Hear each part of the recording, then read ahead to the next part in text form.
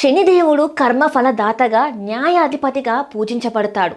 మనిషి గతంలో చేసిన పనులు, ప్రస్తుతం చేస్తున్న కార్యాల ఆధారంగానే శనిదేవుడు శిక్షల్ని కానీ ఆశీర్వాదాన్ని కానీ అందిస్తాడన్నది భక్తుల బలమైన విశ్వాసం. అందుకే ఇతర దేవతలతో పోలిస్తే శనిదేవుడి పూజకు ప్రత్యేకమైన భయం, భక్తి రెండు కనిపిస్తాయి. కొందరు భక్తులు శనిని క్రూరమైన గ్రహంగా భావిస్తుంటారు. అయితే జ్యోతిష్యులు చెప్తున్న ప్రకారం శనిదేవుడు ఎప్పుడూ అన్యాయం చెయ్యడు.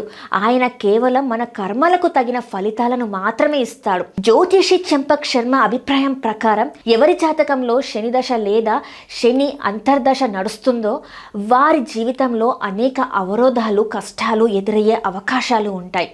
దానికి కారణం శనిదేవుడు కర్మాధిపతి కావడమే. మనుషులు జీవిత ప్రయాణంలో తెలిసి తెలియక ఎన్నో తప్పులు చేస్తుంటారు.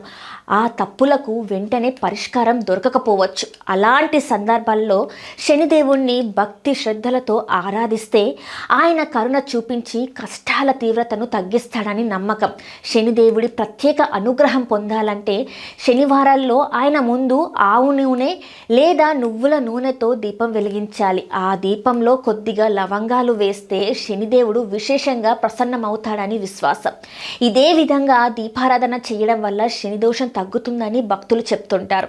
అలాగే శనివారాల్లో నల్ల కుక్కకు రొట్టెలు పెట్టడం శుభ ఫలితాలను ఇస్తుందని నమ్మకం.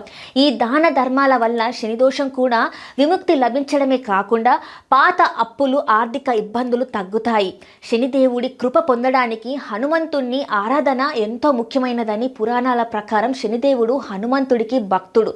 అందుకే శనివారాల్లో హనుమాన్ చాలీసను 7 సార్లు పఠిస్తే హనుమంతుడి ఆశీస్సులతో పాటు శనిదేవుడి అనుగ్రహం లభిస్తుందని విశ్వాసం.